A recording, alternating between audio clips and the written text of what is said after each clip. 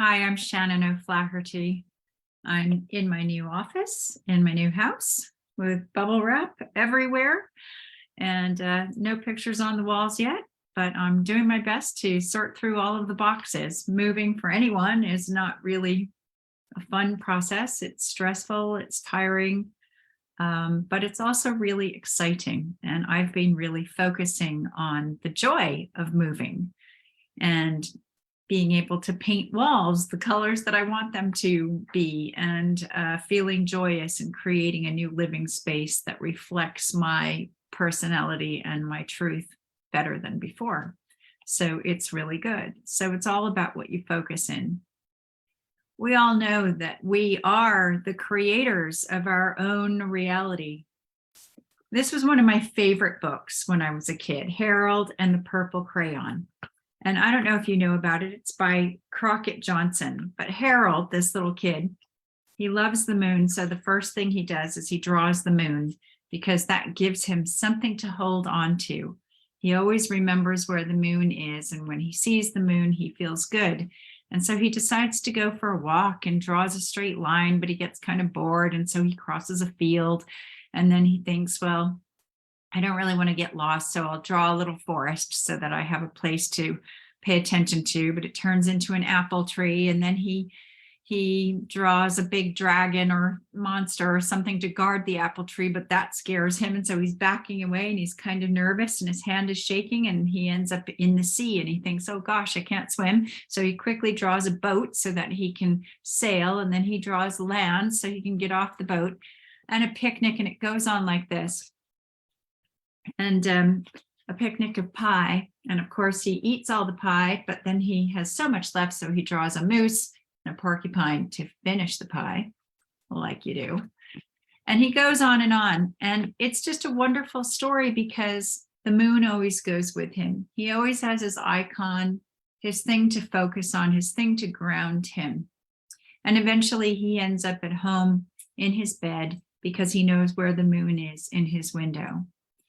And the thing about this book is that Harold, this little baby still remembering why he's come to the earth, knows that he is the creator of his own reality. And so whatever he needs, he creates that. If he needs food, he draws food and he eats it. If he needs a window, he draws windows. He asks a policeman when he gets lost, etc. So the point of the story is that with your imagination, you can create your own reality. And I remember when I was a little kid, I'd be sitting in school, staring out the window, fantasizing about anything else than what they were actually saying. I was always the one the teacher would be like, Shannon? Like, huh? Yeah, I was totally not paying attention because I'd be off in a space that felt better for me than the structure of school. Later, I liked learning, but in the early years of school, I just thought, why are you putting us here? We're 6. We should be out being free spirits. So as adults, you can live in your fantasy world. I mean, you do have to take action in your reality, in your actual day-to-day life to make those fantasies, those dreams come true. But really, you are the creator of your reality.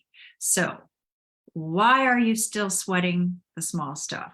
Why are you still choosing to be triggered every time somebody says something or does something? Why are you still taking things personally? Why are you allowing yourself to get annoyed about all of the small things every day? Because it is a choice.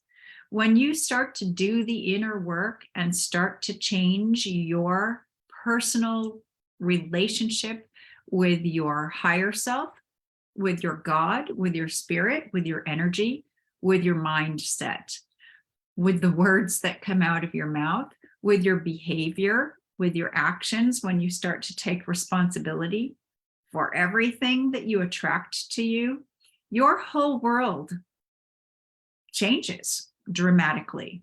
Mine certainly did. And then your life just keeps getting better and better. It doesn't happen just once. It is a practice. You have to take this into practice. So come on the webinar this Saturday. at 2 p.m. UK time. And I'm going to talk all about my signature offer From Fear into Love, which is the best self-development course you're going to find. It's going to help you find subconscious patterns that you keep recreating in your life. And when you see it, like most of my students, week one, they're like, what? Oh my God, this makes so much sense. It does. It makes a lot of sense. But sometimes we need things pointed out to us. People who've done tons and tons of healing before come on this course and go, how could I have not seen this before? Why don't you come and meet yourself, find your inner truth? So come on the webinar so that you can hear all about it. Some of my alumni will be there so that you can hear their great experiences and testimonials. And I'd really love to help you change your life for the better. Because if you haven't changed your life by now, what are you waiting for?